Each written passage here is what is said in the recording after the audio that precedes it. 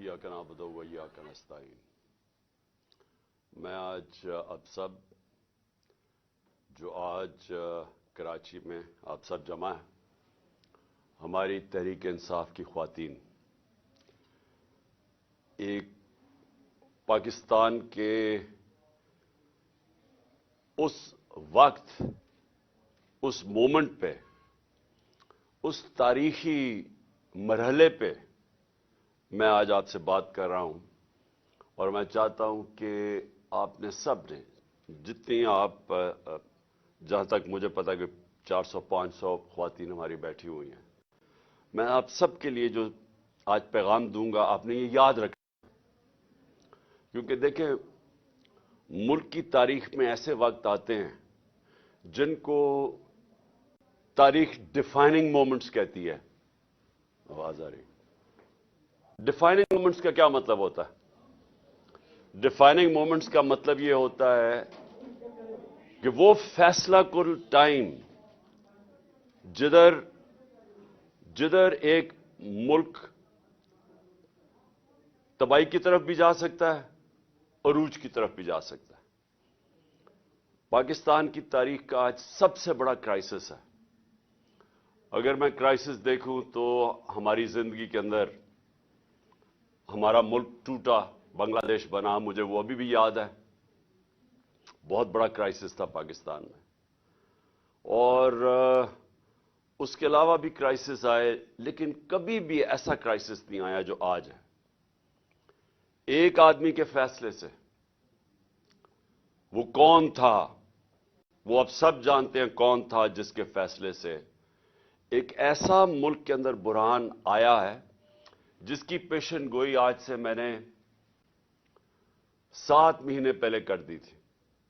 वो इसलिए नहीं कि मुझे कोई अल्लाह ने गैब का इल्म दिया है, क्योंकि मैं पाकिस्तान की तारीख जानता हूं। और मैं ये खास तौर पे ये जो दोनों जमातें जिनकी लीडरशिप के ऊपर किताबें लिखी हुई हैं, इनकी करप्शन के ऊपर, इंटरनेशनल अखबारों में इनकी करप्शन लिखी हुई है, सिर्फ यही देख लें कि इन दोनों ने एक दूसरे के मुतल्लिक क्या कहा है।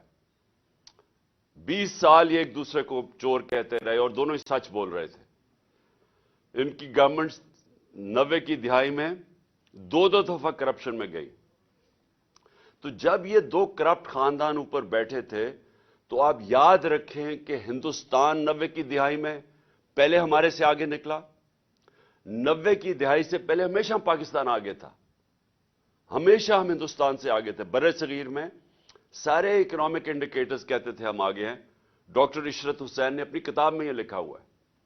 लेकिन 90 की दिहाई जब इन दोनों की पार्टनरशिप लगी, तब से पाकिस्तान पीछे रह गया और बांग्लादेश भी आगे निकल गया। तो जो मैं आज आपको बात बताना चाहता हूं, ये आपने बड़े गौर से इसलिए सुननी है कि ये इसके हमारी अब जद्दोजहद के ऊपर पाकिस्तान का जो मुस्तकबिल है वो डिपेंड कर रहा है। हम कितनी मेहनत करते हैं, कितनी जद्दोजहद करते हैं, कितनी लोगों के अंदर शऊर पैदा करते हैं। हमने जो डोर टू डोर कैंपेन शुरू की हुई है, हम घरों में जाके लोगों को जगाते हैं। और जितना अवाम में शऊर आता जाएगा, उतना ही हम ये जो इतना बड़ा आज क्राइसिस के अंदर हम पड़ गए और ये मजीद बिगड़ेगा, हम इसका मुकाबला कर लेंगे। और वाहिद आपकी जमात है। ये याद रखें, आज अगर कौम किसी की तरफ देख रही है, वो आपकी तरफ देख रही है। क्योंकि ये सब एक तरफ हो गए हैं। सारी जमातें जो 30 साल से, और खास तौर पे ये दो बड़ी जमातें जो इक्तदार में बैठी रही हैं, ये सब एक तरफ हो गई हैं। और इस वक्त कौम को सिवाय आपकी जमात के कोई और नहीं नजर आ रहा जो पाकिस्तान को इस मुश्किल वक्त से अब निकालेगा। और ये हमेशा याद रखें कि हम अब तक ये उम्मीद लगा के रहते थे जी कि चलें जी, पॉलिटिशियंस ने बुरा किया तो एस्टैब्लिशमेंट आ जाएगी और वो बचा लेगी। इस वक्त जिधर हम खड़े हैं, उसमें एक आदमी जिसके पास बड़ी ताकत थी, जनरल बाजवा, उसका बहुत बड़ा हाथ है, बल्कि उसी का हाथ है जो आज हम यहां खड़े हैं।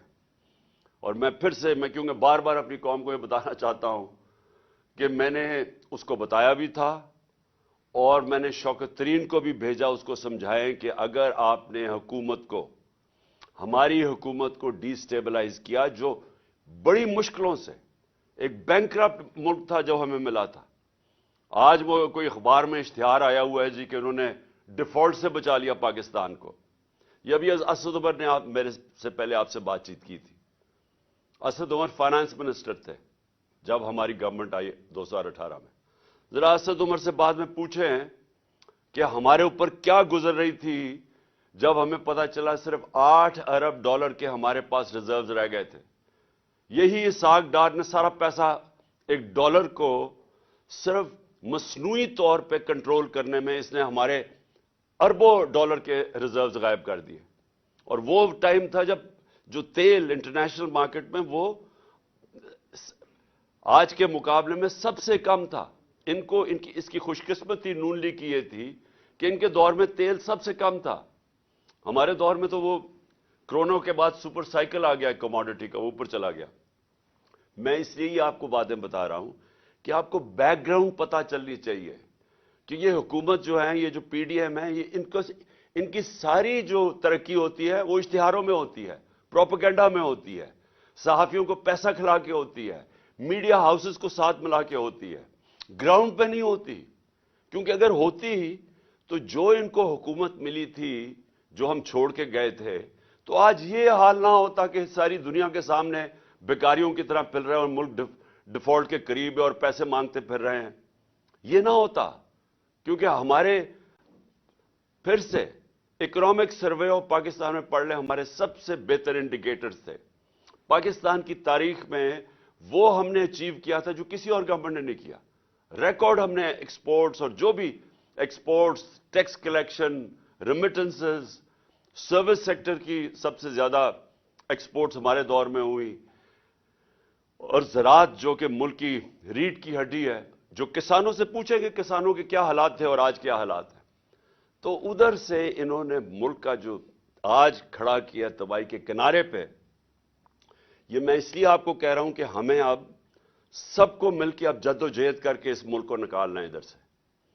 اور میں یہ آپ کو کہنا چاہتا ہوں کہ ہم ہی وہ پارٹی ہے. ہم اب پوری ایک تیاری کر رہے ہیں. ہم اپنی اکانومی کے اوپر پورا ہم نے ایک وائٹ پیپر تو ان کا بتایا ہے، اور اپنا ہم اب بیٹھ کے باقاعدہ وار گیمنگ کر رہے ہیں کہ ہم نے پاکستان کو کیسے نکالنا ہے. وہ کون کون سے اب انقلابی ہمیں قدم اٹھانے پڑیں گے کہ اپنے ملک کو اس دلدل سے نکالیں گے.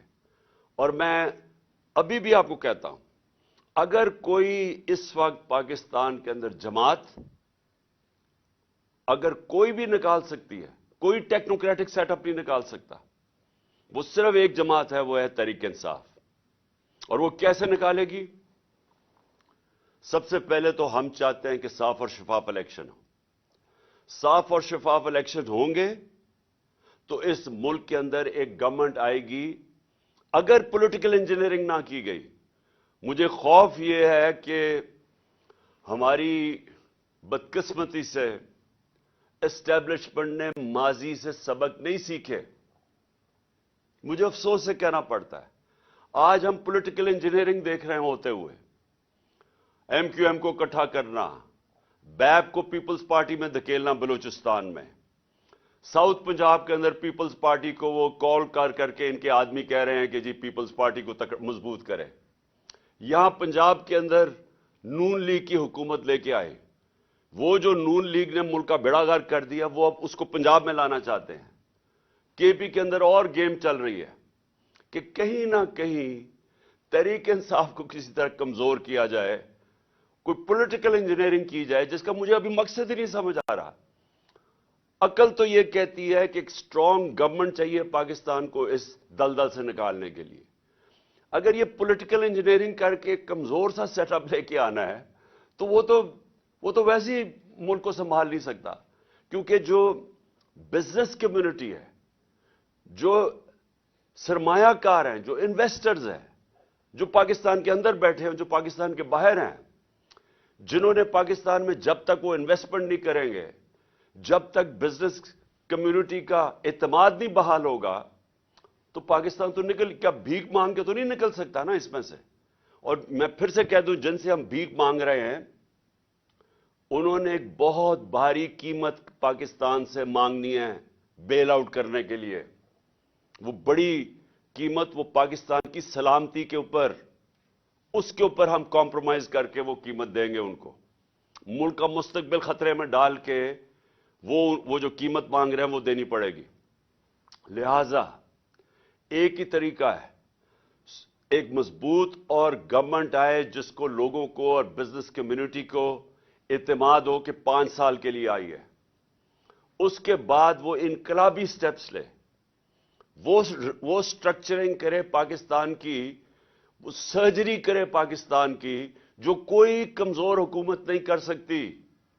وہ یہ جو ریلو کٹے آئے ہوئے ہیں پی ڈی ایم کے, یہ نہیں کر سکتے.